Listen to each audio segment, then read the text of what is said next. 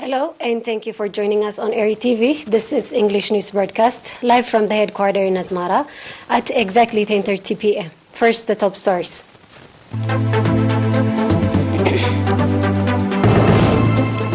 Training on administration and leadership.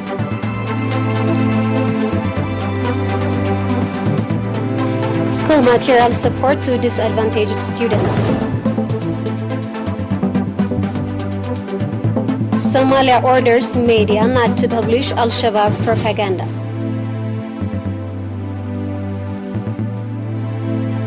Traffic resumes on Crimea Bridge.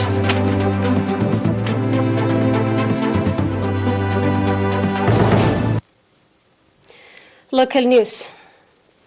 Training on administration and leadership was organized to representatives of the National Union of Eritrean Youth and Students from the subzones of Mansoura, Dugge, Karkabat, and Agordat.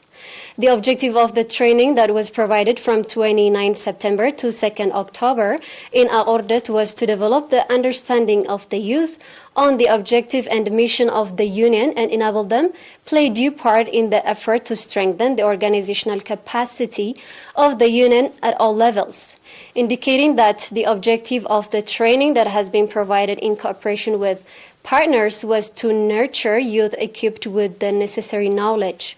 Mr. Marikos Girmatzion, head of the National Union of Eritrean Youth and Students, branch in Gashwarka region, called on the trainees to play due parts in the effort to realize the objective of the Union, pointing out that the vocational training and seminars being organized are to develop the overall capacity of the youth. Mr. Saleh Ahmeddin, chairman of the National Union of Eritrean Youth and Students, called on the youth to play vanguard role in bringing positive change in their areas. The Ministry of Labor and Social Welfare branch in Ad-Dakhala subzone extended school materials to 150 disadvantaged students in the subzone. Mr. Sagid Siyum, head of the branch office in the subzone, said that the objective of the support was to enable the disadvantaged students continue their education undeterred by lack of school materials and called on the beneficiary students to concentrate on their education and become competitive students. The parents of the beneficiary students, on their part, commending for the support extended to their children, expressed readiness to make the necessary follow-up on the performance of their children. In the same vein, residents of Ad-Dakhala subzone, as well as members of the Ministry of Agriculture and Telecommunication branch in Ad-Dakhala subzone, are renovating the road connecting Ad-Dakhala with Ndagargis that has been damaged due to flooding.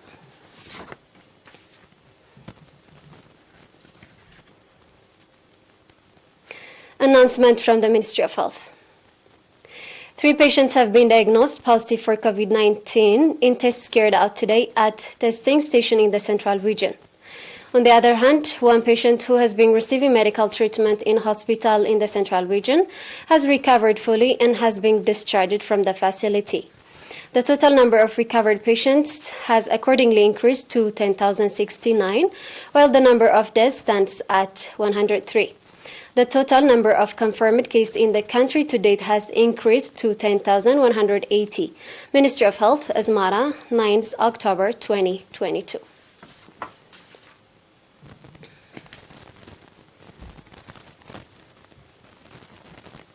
Following a short break, we'll be back with international news. Stay tuned.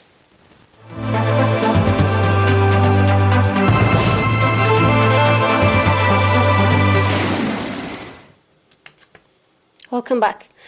Somalia's government has declared a crack on media organization that publish what it's deemed propaganda for the armed group Al-Shabaab, warning offenders will be punished. The armed force, backed by local militias and international allies, have waged an aggressive campaign against the Al-Qaeda-linked group.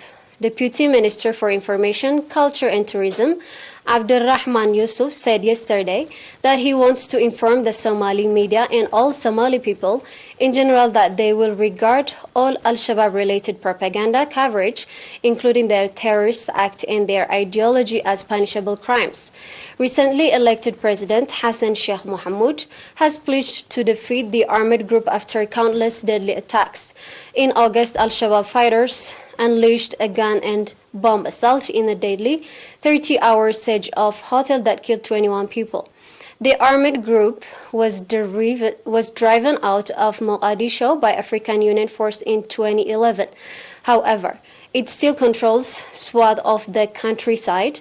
The deadliest attack occurs in October 2017, when a truck packed with explosives blew up in Mogadishu, killing 512 people.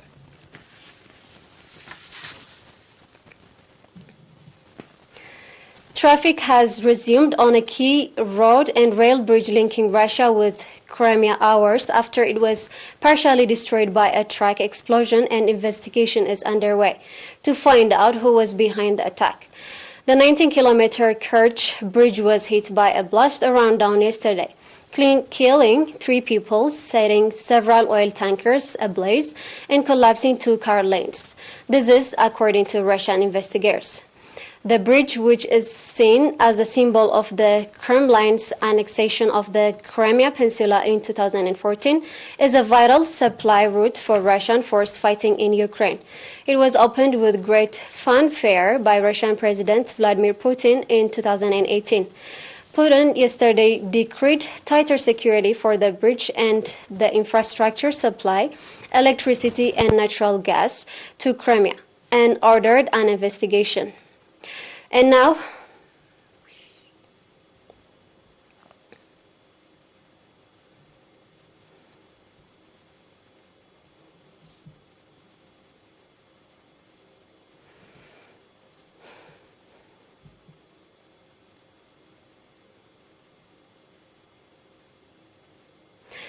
we have a quick review of the top stars.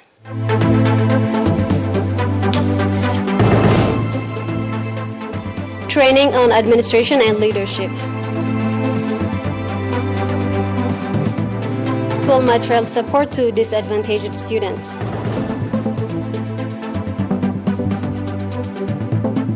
Somalia orders media not to publish Al-Shabaab propaganda.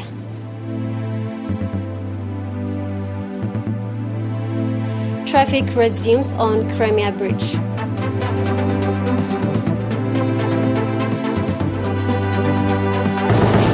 That was all with the news for tonight. Thank you for being with us.